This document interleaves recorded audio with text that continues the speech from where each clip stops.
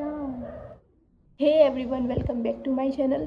सो guys, इस समय सुबह के 6:30 बज रहे हैं। मैंने अपना योगा वगैरह सब कर लिया है और अब जैसे आपने थंबनेल देख लिया होगा कि 12 आवर्स स्टडी आज मेरा मतलब एक टारगेट रहेगा कि मैं 12 घंटे पढ़ पाऊँ।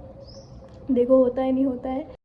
सो फ्रेंड्स, UPPCS प्रीलिम्स को सिर्फ 1 महीना अप्रॉक्स बचा हुआ है, इसलिए मेरा सुबह उठ के सबसे पहले काम रहता है जितने इंपॉर्टेंट टॉपिक्स होते हैं जैसे constitutional amendments, articles, important rivers हो गए और ड्रेनेज सिस्टम, इस सब को मैं गो थ्रू कर लूँ जिससे वो देर तक माइंड में रहे। क्योंकि स्टेट PCS में जितने कॉन्सेप्ट पूछे जाते हैं उससे ज़्यादा ही फैक्ट पूछे जाते हैं, तो वो फैक्चुअल नॉलेज में मैं बहुत ही ख़राब हूँ, इसलिए मैं फैक्ट्स रोटिंग करना ज़्यादा इम्पॉर्टेंट समझती हूँ सुबह के लिए। आप लोगों में से इस बार कौन कौन UPPCS प्रीलिम्स दे रहा है 12 अक्टूबर को, प्लीज़ कमेंट सेक्शन में बताओ। सो फ्रेंड्स, मैं नहा के तैयार हो चुकी हूँ और मैं ब्रेकफास्ट में सेब खा रही हूँ और अब मैं लाइब्रेरी को निकलूँगी अपनी। लाइब्रेरी मेरे घर के कुछ ही पास है, तो फिर मैं या तो पैदल चली जाती हूँ या मुझे कोई छोड़ आता है या मैं खुद चली जाती हूँ स्कूटी से।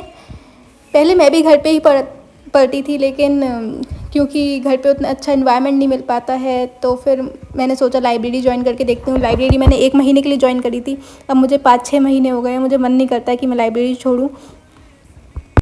लाइब्रेरी से मुझे सच में बहुत बेनिफिट हुआ है। इसने मुझे कंसिस्टेंसी दी है, डिसिप्लिन दिया है। कंसिस्टेंट तो मैं बिल्कुल नहीं थी, मतलब मैं 5-6 दिन पढ़ती थी, उसके बाद लगता था कि 2 दिन फिर आराम करते हैं, तो वो चीज़ बहुत गंदी थी और UPPCS या UPSC के लिए तो बिल्कुल अच्छी नहीं थी।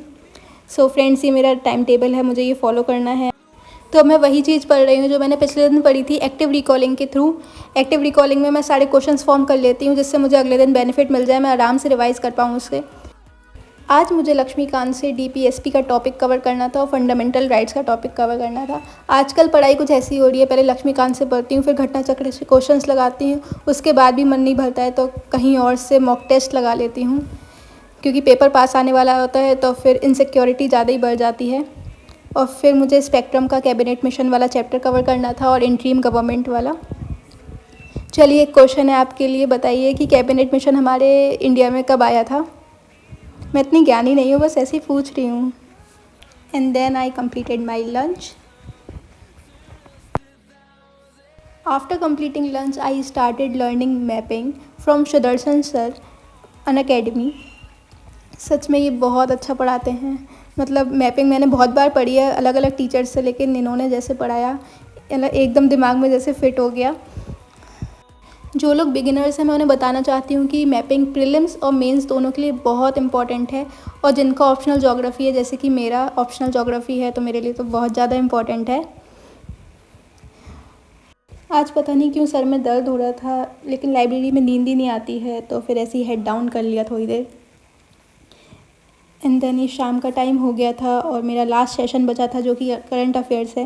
करंट अफेयर्स के लिए मैं मैगजीन ज़्यादा प्रेफर करती हूँ, क्योंकि खुद लिखना, उसे फिर अपडेट करते रहना, वो बहुत डिफ़िकल्ट टास्क रहता है। मैंने भी करा है, मैंने भी बहुत कॉपीज़ भरी हैं, लेकिन वो गुड फॉर नथिंग रहता है। लेकिन हाँ, क्योंकि बिगिनर्स होते हैं तो करना सही भी होता है। वो प्रैक्टिस नहीं करेंगे तब तक माइंड में भी वो चीज़ नहीं आ पाएगी।